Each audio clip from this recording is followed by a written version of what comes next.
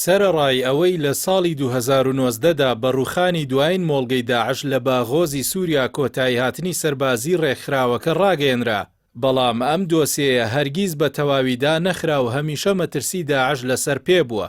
ئێستاش دوای ئاڵۆزیەکانی سووریا و ڕۆژاوای کوردستان بەهۆی گواستنەوەی دەستگیرکراوانی داعش مەترسیەکە زیاتر بووە.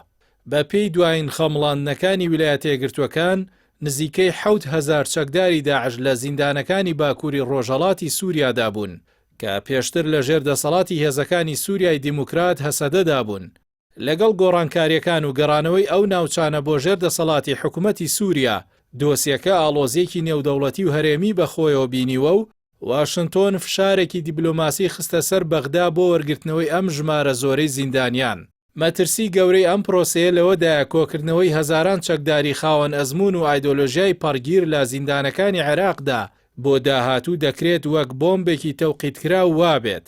ئەم چەکدارانە کە لە نەتەوەی جیاوازی عەرەبی و ڕۆژئاوایین ئەگەری هەیە لە ناوخۆی زیندانەکانەوە تۆڕەکانیان ڕێک بخەنەوە یان لە ئەگەری هەر بۆشایەکی ئەمنیدا هەوڵی هەڵاتن بدەن، کە ئەمەش سیناریۆی گەڕانەوەی داعش بەهێزتر دەکات.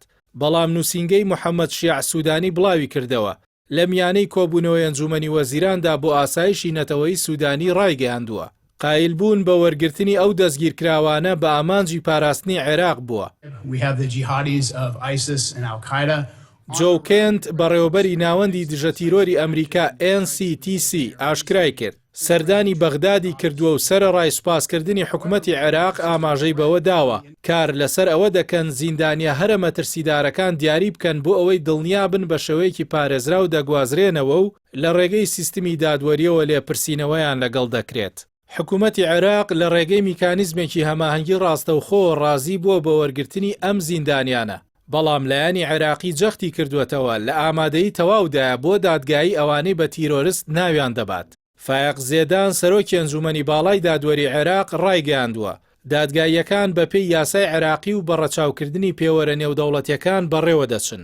لەم نێوەندەدا وەزارەتی دەرەوەی سووریا تێڕوانینێکی جیاوازی خست بووە ڕوو کە بریتی بوو لە دادگایکردنی ئەوانەی تێوەگلاون لە شەڕ و کوشتن لە بەرامبەر داگەڕاندنەوەی ئەو داعشانەی تێوە نەگلاون بۆ وڵات و ناوچەکانی خۆیان.